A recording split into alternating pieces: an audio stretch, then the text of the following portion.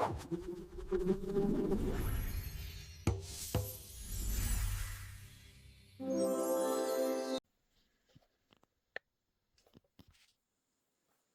and welcome to the Idle Hands in the South YouTube channel. This is my first ever video. Today we're going to go through the making of a very simple mahogany bowl. We've got a couple of pieces of candidate wood here. Some pieces of mahogany that have been floating around in the garage for about a decade now. These have spent their lives somewhere between hanging in a pub, being a clock. I think they were a dartboard at some point. They show their age, but there's some beautiful wood here. It's amazingly featured, and it's just the sort of thing that turns into a beautiful bowl. You'll see the figuring later on, but first of all, we're going to select and mark up where on the wood we want to make our bowl and go from there.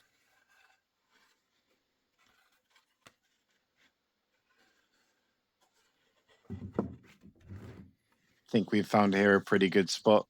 There are no inclusions in the wood. It all seems solid all the way around.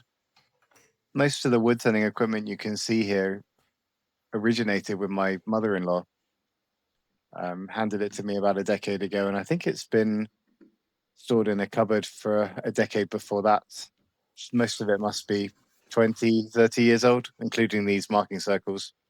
They're great for eyeballing a bowl.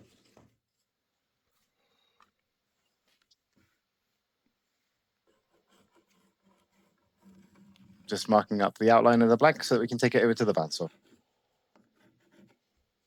I don't know if anybody else finds this, but I always get stuck right up until the point where I know the blank that I'm going to be working with. From that point, I'm good. I can just carry on working through, but often it can take weeks for me to get into a piece of work, and finding the right blank is usually the culprit.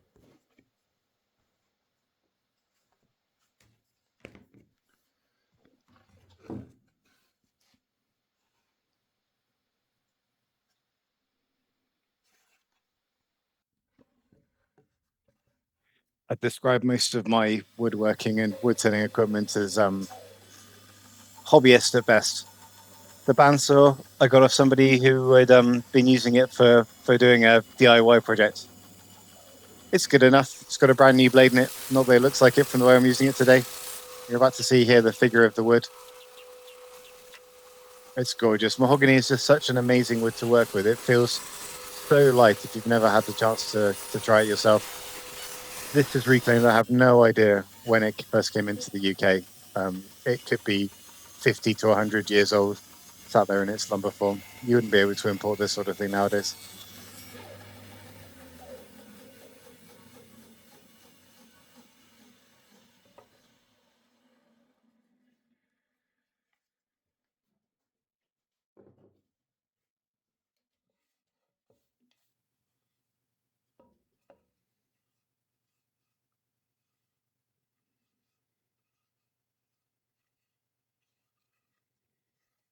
Looks good. Now to fit the faceplate ring. Go back to our center where we marked it off when we were drawing the blank in the first place. Put those 4 screws in.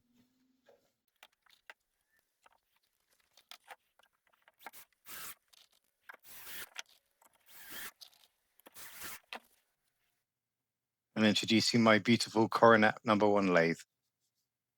Purchased by Record, I believe, Coronet ware. And you can still see the genetics in the lathes of today. It served me well. Quite underpowered. You'll hear me bogging down on it at some point as we start to do the turning. The motor starts to bog down. Sooner or later, there'll be a new lathe for Christmas, I'm sure. Now, a bit of jiggery pokery here, I have to say. You'll see the blank mysteriously change shape. After I recorded this video, I realized that I hadn't cut the shots where I took the blank, fitted it, and mounted it in the chuck. So I did it again just to make sure there seemed like some continuity. The eagle-eyed of you will notice that's not the same blank, but the process is exactly the same, and now I have 2 bars.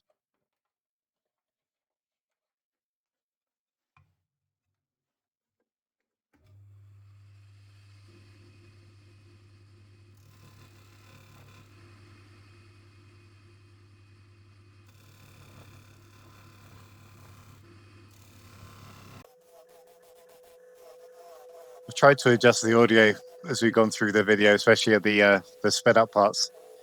Please do let me know in the comments if I get it wrong. Hopefully it's not too deafening for headphone users.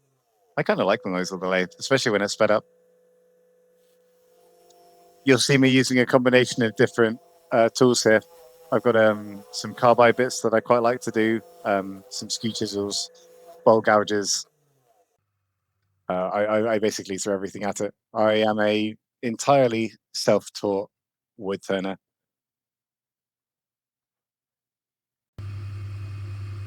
So I'll have to beg your forgiveness if it's a little bit amateurish in places. Just refining the outside of the bowl here. So anybody who hasn't done this before,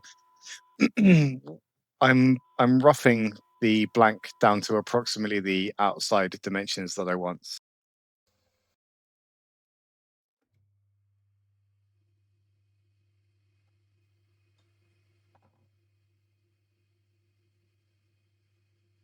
Expecting some shaking of the heads here from seasoned wood turners.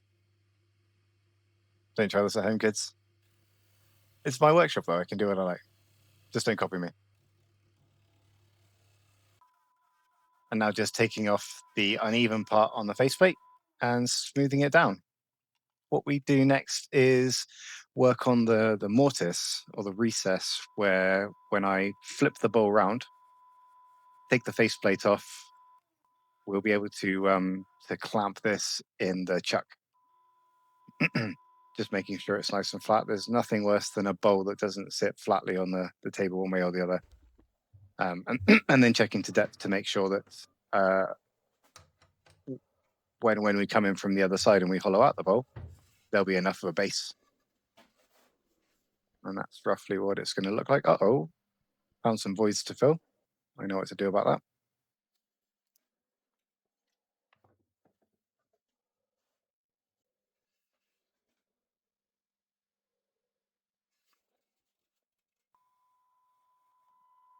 So sanding down the super glue fill, you will see it. I'm not trying to hide it completely, just make it look slightly more natural, and I think it looks okay at the end.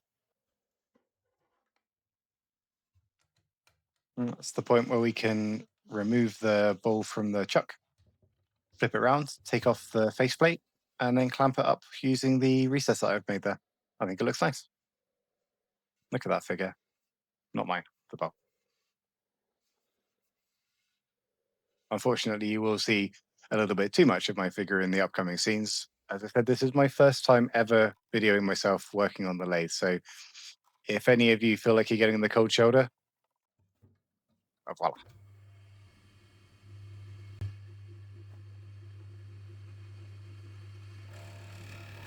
Now we'll get a better angle of this in a second. This is the bowl held just by the wood itself, by that mahogany. There we go. Using a bowl gouge now, just to take out the majority of the body of the inside of the bowl. I'm trying to get that nice curve on the inside. Still a bit freeform here. I'm not entirely sure what I'm going to do on the edges yet, but they kind of, the bowl reveals itself as you work on it. Shoulder.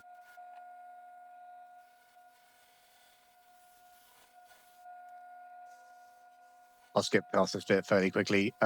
It's probably about half an hour's worth of work going through, measuring, taking a bit more out, measuring, just continuing to use the bowl gouge. And then on the inside of the bowl rim, I get out the round-headed carbide bit just to dig in and about that nice recess. And that's pretty much the inside done.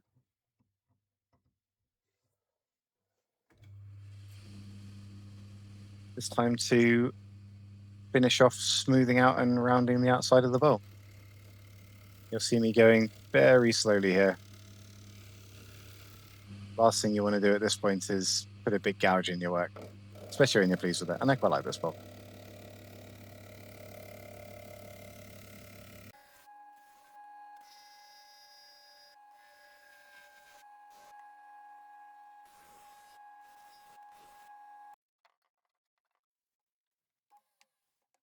And that's it for the turning, I think. Yep, very quick sand to take the worst of it off. It was a pretty good turn, actually. Very few tool marks in there.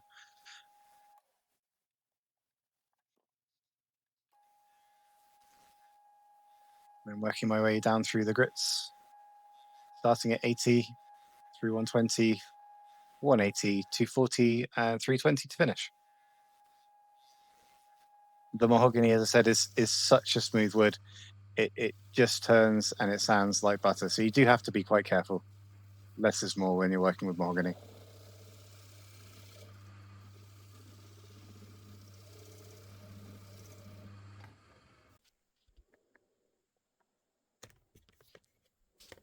Looking pretty good.